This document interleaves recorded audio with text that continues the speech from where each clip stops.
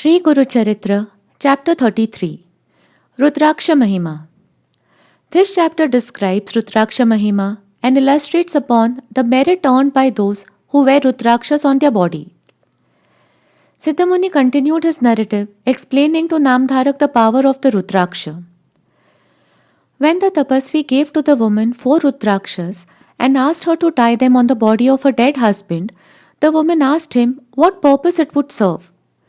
The Tapasvi, who was Gurunath himself in reality, told her briefly the Rudraksha Mahima and also the Rudra Abhishek Mahima. Wearing of Rudraksha and applying Vibhuti on the forehead confer great sanctity to the wearer. They are most purifying and ward off all evil. None can harm the wearer, and even the Lord of Death would be kept away from him.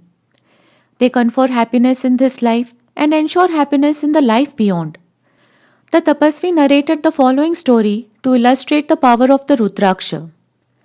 There lived in Kashmir once upon a time a king named Bhadrasena.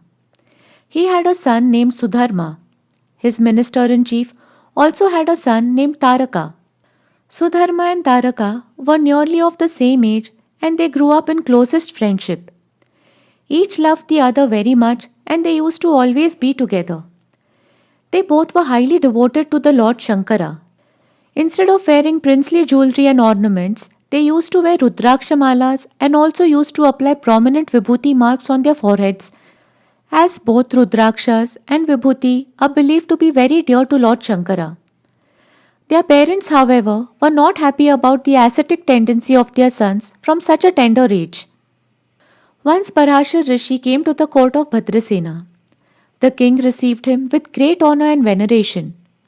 The king told him of his worry about his son, who was taking to ascetic ways of life even at such an early age. He further said that he was equally worried about his minister's son. Parashar Rishi told the king that he should not feel worried at all, but instead rejoice at the devotional temperament and conduct of the prince and his friend. He then said that it was because of the great merit they had earned in their previous lives that they were born in this life with such devotional temperament, especially with fascination and attachment to the holy Rudrakshas. Parashar Rishi told the king about the previous lives of the prince and the minister's son.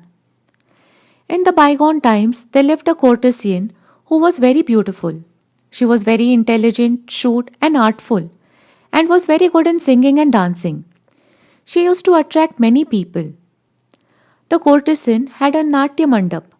She had 2 pets, one a monkey and the other a cock. She taught them also to dance. She used to deck both of them with Rudraksha malas. One day a rich merchant came to be entertained by her. He had an ornament in the form of a Shivalinga made of precious stones which he was wearing on his neck. He was wearing Rudraksha malas and was having Bhasma Tripundra marks on his forehead. Looking at all these signs of piety, the woman felt a liking and attraction for him. She particularly felt a strong fascination for his Shivlinga ornament made of precious stones. She told him that if he gifted that ornament to her, she would live with him for 3 days as his mate. He wanted from her an oath of assurance that she would keep the bargain faithfully. She agreed, and after taking oath by placing her hand on the Shivlinga, the merchant gifted her the precious ornament and she started to live with him.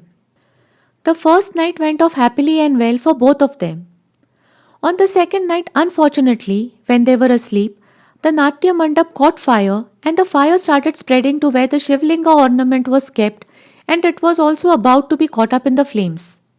The merchant tried to retrieve the ornament from the spreading fire, but he too was caught up in the flames and was burned to death. The courtesan woman was aghast at this sudden tragedy. As she promised him that she would be his woman for 3 days, as he had died during this period, she resolved herself to take Sahagamana with him like a faithful wife.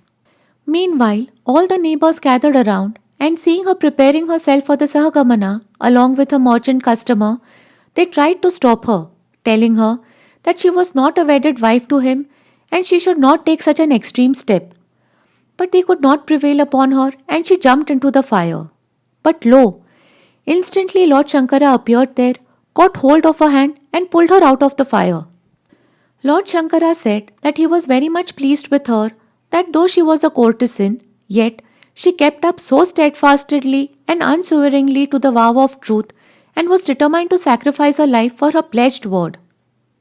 He said he only wanted to test her and created the fire artificially.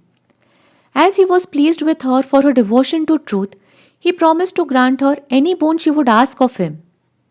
She said to Shiva that she had no desire at all except that she, along with all her relations, friends, and servants, should be blessed with Kailash Pad. Thus she attained Kailash with all her people and won liberation for herself and all of them too. Parashar Rishi further told the king that when the fire burned the Natya Mandap, the courtesan's pets, the markat, the monkey, and the kukut, the cock, also died in the fire. But as they had the Rudraksha malas around their necks, and especially at the moment of death, it won for them great merit. The markat was born as the king's son, and the kukut was born as the son of the chief minister. Such was the power of Rudraksha, said Parashar Rishi to the king. Thus ends the 33rd chapter of Shri Guru Charitra, describing the Rudraksha Mahima. Glory to the All-Merciful, the Omnipresent, and the ever-responsive Gurunath. Om Shri Guru Pyo Namaha.